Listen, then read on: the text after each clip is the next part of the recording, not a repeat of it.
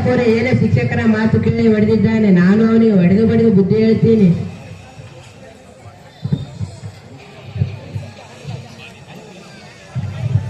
ಆ ಮಗನಿಗೆ ನಾಳೆ ಸಾಲಿ ಬಿಡಿಸಿ ನಮ್ಮ ಮನೆ ಕೆಲ್ಸಕ್ಕೆ ತಂದ ಚಾ ಬರ್ತಾನ ಮಗನಿಗೆ ಬುದ್ಧಿ.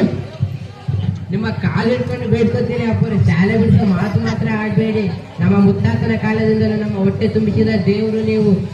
ನಿಮ್ಮ ಮನೆ ಬಿಟ್ಟರೆ ನಮಗೆ ಎಲ್ಲಿ ಗತಿ ಇದೆ ಹೇಳಿ? ಅವೆಲ್ಲ ನನಗೆ ಗೊತ್ತಿಲ್ಲ. ನಾಳೆ ನಿನ್ನ ಮಗನ ಜೊತೆ ಕೆಲ್ಸಕ್ಕೆ ಬಂದ್ರೆ ನಮ್ಮನೆ ಕೆಲ್ಸಕ್ಕೆ ಬರ್ಕೊಂಡ್ಬರ್ಬೇಡ.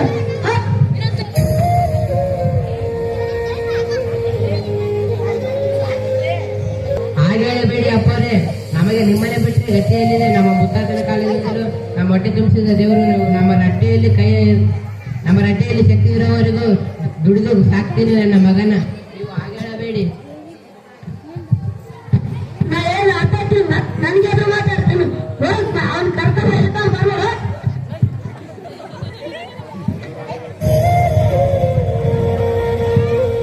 ಎಲ್ಲ ಜೀವಿಗಳು ಆಹಾರ ಅವಶ್ಯಕತೆ ಎಂಬುದು ನೀವು ಆರೇ ತರಗತಿಯಲ್ಲಿ ಕಲಿತಿರಿ. ಕಾರ್ಬೋಹೈಡ್ರೇಟ್, ಪ್ರೋಟೀನ್, ಕಬ್ಬು, ವಿಟಮಿನ್ ಮತ್ತು ಖನಿಜಗಳು ಆಹಾರ ಘಟಕಗಳು.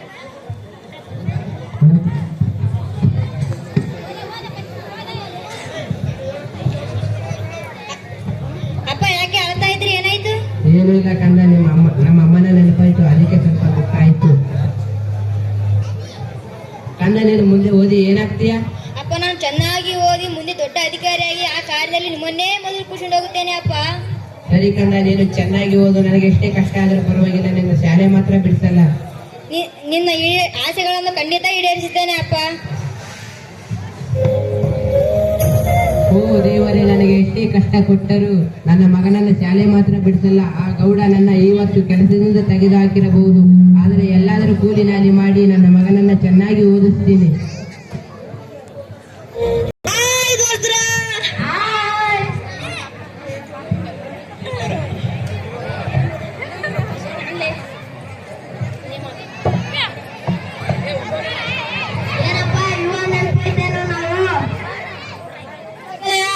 ಇನ್ನು ಮುಂದಿನ ಶಾಲೆಗೆ ಹೋಗಲ್ಲ, ದಿನ ಪೂರ್ತಿ ನಿಂಗೆ ನೋಡ್ತೀನಿ. ಅದಕ್ಕೆ ಹೇಳಿದೆ ಸಾಲಿ ಕಲ್ಸೋರು ಯಾರು ಉದ್ದಾರ ಆಗಿಲ್ಲ ಅಂತ. ನೀ ಹೇಳಿದಂಗೆ ಸಾಲಿ ಕಲ್ಸೋರು ಯಾರು ನಾ ಶಾಲೆ ಹೋಗಿ ನೌಕರಿ ತಂದು ರೊಕ್ಕ ಇಲ್ಲ. ಈಗೇನು ಮನೆ ರೊಕ್ಕ ಹೋಗುದು, ಅದಕ್ಕೆಲ್ಲ ನಾ ಶಾಲೆ ಹೋಗಿ ನಮ್ ರೊಕ್ಕ ಇಲ್ಲ, ಅದಕ್ಕೆಲ್ಲ ನಾನು ಸಾಯಿ ಬಿಡ್ತೀನಿ.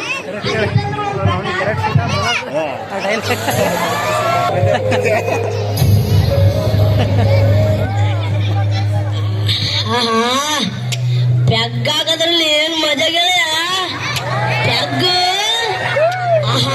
ಪೆಗ್ಗಿದ್ರೆ ನನ್ ಜೀವಮಾನ ಪೂರ್ತಿ ಪೆಗ್ ಹಾಕೆಂದನೇ ಇರ್ತೀನಿ. ಹೌದು ಮಗ. ಬಾಯ್.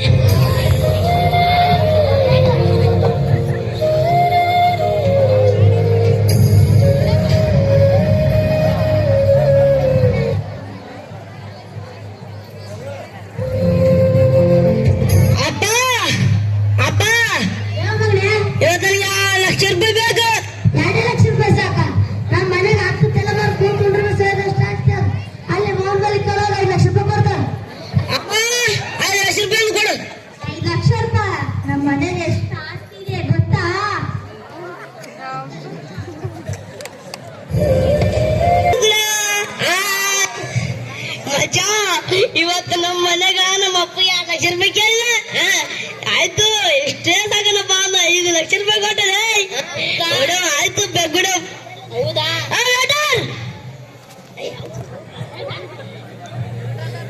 ಏನ್ರಿ ಸರ್? 5 ಲಕ್ಷ ರೂಪಾಯಿ ಎಸ್ ಬೆಗ್ಗು, ಎಸ್ ಸಿಗರೇಟ್ ಏನ್ ಬರ್ತಾವ ಎಲ್ಲ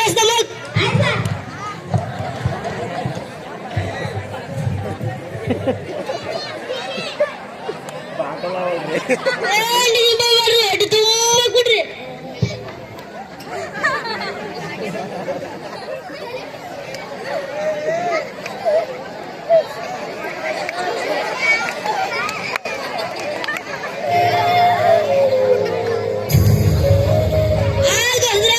ಮತ್ತೆ ನಾಳೆ ಬರ್ತೀನಿ.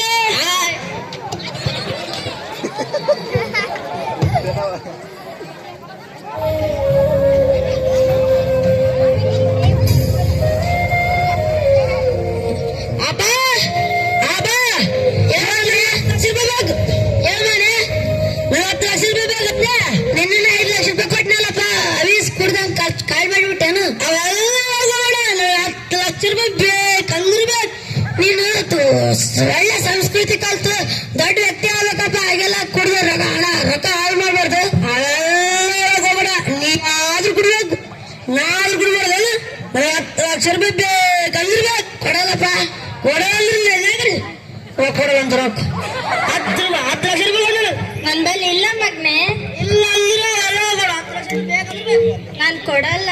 ಕೊಡಲ್ಲ ಮೇರಿದ್ದೆ. ಆಹಾ ಇಲ್ಲಿ ನೋಡಿ ರೊಕ್ಕ ಹೆಂಗ ಅವಾಗ ಮನೆಗೆ ರೊಕ್ಕ ಇಲ್ಲ ಅಂತ ಹೇಳ್ತಾರೆ. ನೋಡಿದೀವಿ ಎಷ್ಟು ಬಿಟ್ಟಾರ ಇವ್ರು.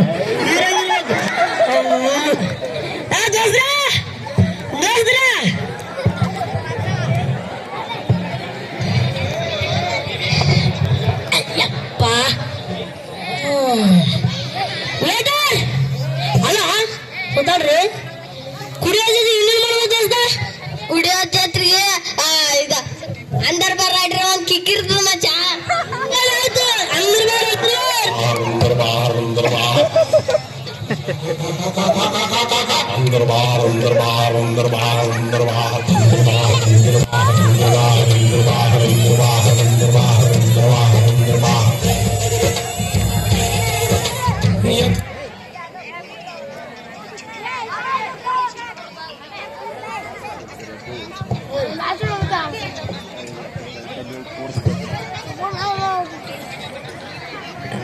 ಅಪ್ಪ ಅಪ್ಪ ಹೇಳ್ಬಂದ್ರೆ ಇವತ್ತು ನನ್ನ 20 ಲಕ್ಷ ರೂಪಾಯಿ ಎಲ್ಲಿ ನಿಂತ್ಕೊಳ್ಳಪ್ಪ. ಇದು ನಮ್ಮ ಮನೆಗೆ 10 ತಲೆಮಾರು ಕೂತ್ಕೊಂಡ್ರು ಸಹಿತಷ್ಟೇ ತೀಸ್ತು ಸಹಿತ ಕಲಸ್ ಮಾಡಿ ಬಂದಿಲ್ಲಪ್ಪ. ಮುತ್ತಾದವ್ರು ಗಳಿಸಿಟ್ಟು ಜಮೀನು ಅದು ಮಾರಿಕೊಡು. ಅದು ನಾನೇ ಮಾಡಿ ನೀ ಯಾಕೆ ಮಾಡ್ದಪ್ಪ? ನನಗೆ ಕುಡಿಯೋ ಆಸೆ ಇಲ್ಲ, ಅದಕ್ಕೆ ಮಾಡ್ತಾನ. ಕೊಡಗಲ್ಲ ನೀವೇ ಕೊಡಕ್ಕೆ ನಂದು ಮಾಡಿದನ. ಆಸ್ತಿ ಪತ್ರ ಸಿಗ್ತಪ್ಪ ಕೈಯಾಗ. ಸೌಕರ ತೊಗ್ಗ ನಮ್ ತಾತ ನಮ್ ಗಳಿಸಿ ಜಮೀನ್ದಾರ್ ಆಸ್ತಿ ಪತ್ರ ತಗೊಂಡ್ ಕಸಿಂದು ಏನ್ ಮಾಡು? ನನಗೆ ಈಗ ₹1 ರೊಕ್ಕ. ಯಾಕಪ್ಪ ಇಷ್ಟೇನ ಆಸ್ತಿ ಯಾಕೆ ಮಾರಕತ್ತಿ? ನೀ ತಗೊಂತಲ್ಲ ಆಯ್ತಾಯ್ತು, ಇಲ್ಲ ಸೈನ್ ಹಾಕಿಲಿ. ತಾಯಿದ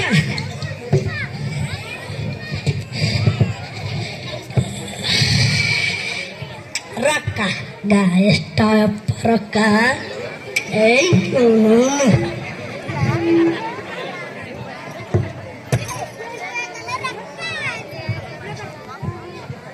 ಹಿಂಗಾದ್ರೆ ಹೆಂಗ್ ಮಾಡ್ಬೇಕವ? ಇರ ಆಸ್ತಿ ಹೋಯ್ತು, ಹೊಲ ಮನಿ ಹೋಯ್ತು, ಇದು ಮನೆ ಒಂದು ಇದು ಬೀರ್ತಾ ಹೋಯ್ತು. ನಾ ಅವಾಗ್ಲೇ ಹೇಳ್ದೆ, ಶಾಲೆ ಕಲ್ಸಿದ್ರೆ ಅವನ್ಗೆ ಈ ಪರಿಸ್ಥಿತಿನೇ ಬರ್ತಾ ಇರ್ಲಿಲ್ಲ. ಹೌದಾ, ನಿನ್ ಮಾತು ಕಳ್ಳಾರ ತಪ್ಪು ಮಾಡ್ಬಿಟ್ಟು ಇವಾಗ ಏನ್ ಮಾಡಕ್ಕಲ್ಲ.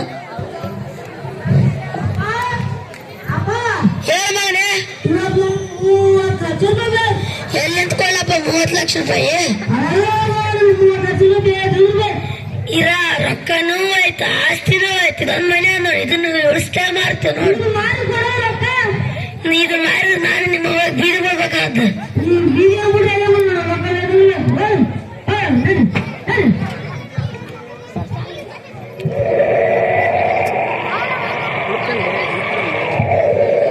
ಬ್ರಹ್ಮ ಬರೆದ ಹಾಡಿಯಲ್ಲಿ ಅಂತ್ಯ ಏನಿದೆ? ಸುಖ ದುಃಖ ಎರಡು ಅವನ ಸೂತ್ರದಲ್ಲಿದೆ. ಬ್ರಹ್ಮ ಬರೆದ ಹಾಡಿಯಲ್ಲಿ ಅಂತ್ಯ ಏನಿದೆ? ಸುಖ ದುಃಖ ಎರಡು ಅವನ ಸೂತ್ರದಲ್ಲಿದೆ. ಬಲಿಯಾಯಿತೆ ಬದುಕು ವಿಧಿಯಾಟಕ್ಕೆ, ಬಲಿಯಾಯಿತೆ ಬದುಕು ವಿಧಿಯಾಟಕ್ಕೆ. ಬ್ರಹ್ಮ ಬರೆದ ಹಾಡಿಯಲ್ಲಿ ಅಂತ್ಯ ಏನಿದೆ? ಸುಖ ದುಃಖ ಎರಡು ಅವನ ಸೂತ್ರದಲ್ಲಿ.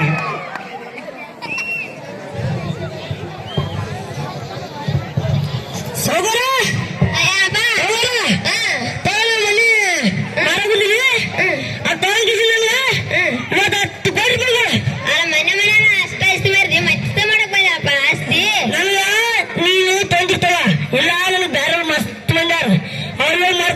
ಆಯ್ತಲ್ಲ ಸೈನ್ ಹಾಕಿಲೆ.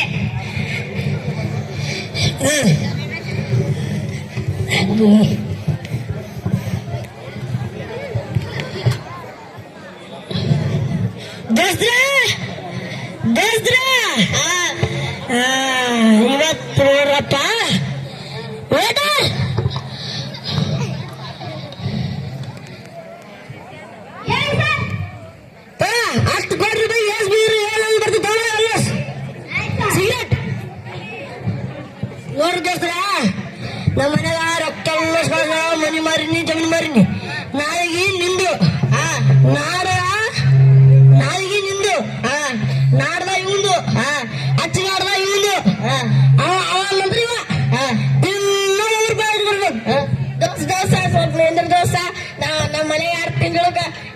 ಬೆಂಗಳೂರಿಗೆ ಹೋದ ದೋಸ್ತ 2 ತಿಂಗಳ ಬರಲ್ ದೋಸ್ತ ಬಾಯ್ ದೋಸ್ತ ಏ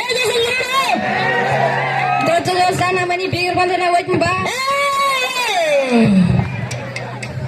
ದೋಸ್ತ ನಿನ್ನ ಹೆಂಡತಿ ಹೊತ್ತು ಕುಡ್ಬೇಡ ಅಂದಾಳು ದೋಸ್ತ ನಾ ಹೋಗ್ತೀನಿ. ದೋಸ್ತ ಎಲ್ಲರೂ ಹೋದ್ರು ದೋಸ್ತ ನೀವೊಬ್ಬ ದೋಸ್ತ ದೋಸ್ತ ನಮ್ಮ ತಮ್ಮಗಾರ ಮೇಲೆ ಅಂತ ಹೋಗ್ತೀನಿ.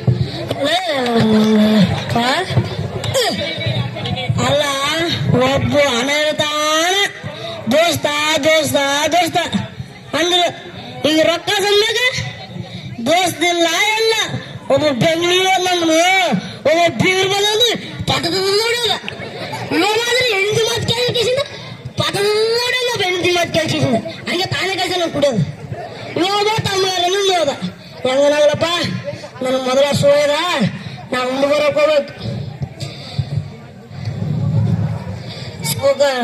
ಅಪ್ಪ ಅಣ್ಣ ಎಲ್ಲಪ್ಪ ಮನೆ ಹಾಗೆ ಮಾರ್ಬೇಡ ಅಂತ ಮಾರಿದಿ ಮಾರ್ ಕೇಳಿ ಕುಡಿದ ಬರ್ತಾನೆ ಅಪ್ಪ ಮಾಡ್ಬೇಕು ನಮ್ಮ ಅಪ್ಪ ನಮ್ಮ ಎಲ್ಲಿಗೋ ಪ್ಲೇಟ್ ಹಿಡ್ಕೊಂಡು ಭಿಕ್ಷೆ ಬಿಡಕ ಇನ್ನೊಂದು ಹುಡುಗ್ಲಪ್ಪ ನಮ್ಮ ಅಪ್ಪ ನಮ್ಮ ಅಣ್ಣ ಯಪ್ಪ ಎಲ್ಲಿ ಹುಡುಗ್ಲಪ್ಪ 2 ದಿನ ಆಯ್ತು ಮಾಡ್ಲಾರ್ದು ಸಿಗ್ತಾರೋ ಎಲ್ಲ ಇವತ್ತಾದರೂ ಯಪ್ಪ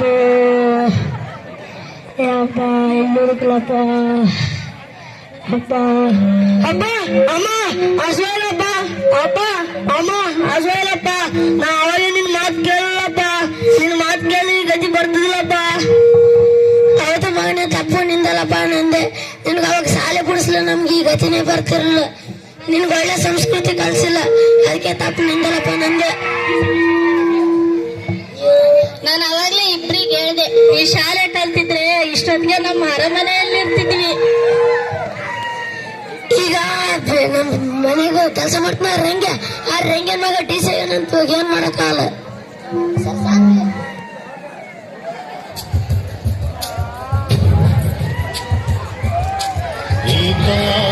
ಜನರ ದುನಿಯಾ ಜೀವಂತ ಸುಡುಗಾಡು ಎಲ್ಲಾರು ಬದುಕಿದ್ದು ಸತ್ತೋರು ಭೂಮಿನಿ ಕಡಲು ನಾನು ಹಡಗು ಬಿರುಗಾಳಿ ಬಾಳೆಲ್ಲ ನಿನ್ನಿಂದೆ ಗೊತ್ತಿಲ್ಲ ಗುರಿಲ್ಲ ಬೀದಿಲಿ ಬಡವ ಸಾಯುವಾಗ ಕೇಳೋಕೆ ಯಾರಿಲ್ಲ ಕಣ್ಣೀರು ಒರೆಸೊಲ್ಲ ಕಣ್ಣೀರ ಕೊಳ್ಳಲು ಯಾರು ಇಲ್ಲ ಕಣ್ಣೀರಿಗೆ ಬೆಲೆಯಿಲ್ಲ ನನ್ನವ್ವ ಈ ದುನಿಯ ನಮಗಲ್ಲ ನನ್ನವ್ವ ಈ ದುನಿಯ ನಮಗಲ್ಲ.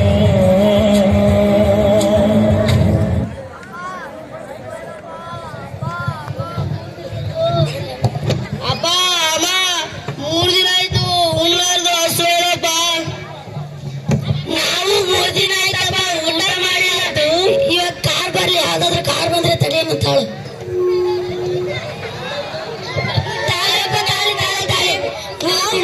ಊಟ ಮಾಡಿಲ್ಲ ಭಿಕ್ಷೆ ಹಾಕಪ್ಪ. ಗೌಡ್ರೆ ಇದು ನೀವೇನಾ? ನಿಮಗಿಂತ ಪರಿಸ್ಥಿತಿ ಬಂತ? ಹೌದಪ್ಪ ನಾನು ಆ ಗೌಡನೇ ಆಗ್ಲೇ ನಿನ್ ಮಾತು ಕೇಳಿಲ್ಲ ನಿನ್ ಮಾತು ಕೇಳಿದ್ರೆ ನಿನ್ಗೆ ಆಗ್ಲೇ ನಿನ್ ಮಾತು ಕೇಳಿದ್ರೆ ನಮ್ಗೆ ಈ ಗತಿ ಬರ್ತಿರ್ಲಪ್ಪ. ನೀನ್ ಒಂದ್ ಮಾತು ಕೇಳಿದ್ರೆ ತಪ್ಪು ತಿಳ್ಕೊಳಲ್ವಾ? ಸರಿ ಗೌಡ್ರೆ ಕೇಳಿ. ಇವಾಗ ಊಟ ಕೊಡಪ್ಪ ಹಸಾಗಿದೆ ತುಂಬಾ. ಅಯ್ಯೋ ಗೌಡ್ರೆ ಅಷ್ಟೇನಾ? ಮಗ ಹೋಗಿ ಊಟ ತಗೋಬಾ.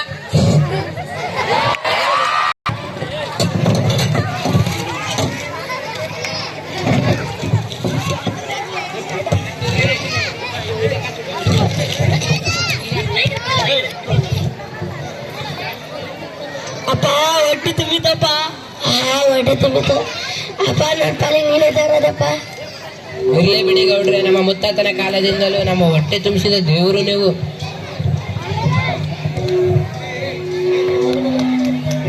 ನಮ್ಮ ಮಗ DC ಆಗಿ ನಾವು ಅವನಿಗೊಂದು ದೊಡ್ಡ ಬಂಗ್ಲೆ ಕೊಟ್ರ ಗೆಸ್ಟ್ ಹೌಸ್ ಕೊಟ್ರೆ ಆ ಗೆಸ್ಟ್ ಹೌಸ್ ಅಲ್ಲಿ ನೀವೇ ಇರುವಂತ್ರೆ ಬನ್ನಿ ಗೌಡ್ರೆ. ಧನ್ಯವಾದಪ್ಪ, ನಿನ್ ಋಣ ತೀರ್ಸ್ಬೇಕಂತ ಗೊತ್ತಾಗ. ಪರವಾಗಿಲ್ಲ ಅಪ್ರೆ.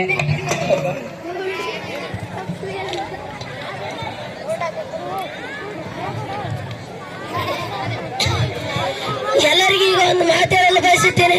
ಮಕ್ಕಳಿಗಾಗಿ ಆಸ್ತಿ ಮಾಡಬೇಡಿ, ಮಕ್ಕಳಿಗಾಗಿ ಆಸ್ತಿ ಮಾಡಬೇಡಿ, ಮಕ್ಕಳಿಗನ್ನೇ ಆಸ್ತಿಯಾಗಿಸಿಕೊಳ್ಳಿ. ಶಿಕ್ಷಣ ಖರ್ಚು ಮಾಡಿದಷ್ಟು ಹೆಚ್ಚಾಗುತ್ತದೆ, ಅದೇ ಹಣ ಖರ್ಚು ಮಾಡಿದಷ್ಟು ಖಾಲಿ ಆಗುತ್ತದೆ. ಈಗ ನಿಮ್ಮ ಮಕ್ಕಳಿಗೆ ಯಾವುದೇ ಕಾರಣಕ್ಕೆ ಶಾಲೆ ಬಿಡಿಸಬೇಡಿ. ಶಾಲೆ ಬಿಡಿಸಿದ್ರೆ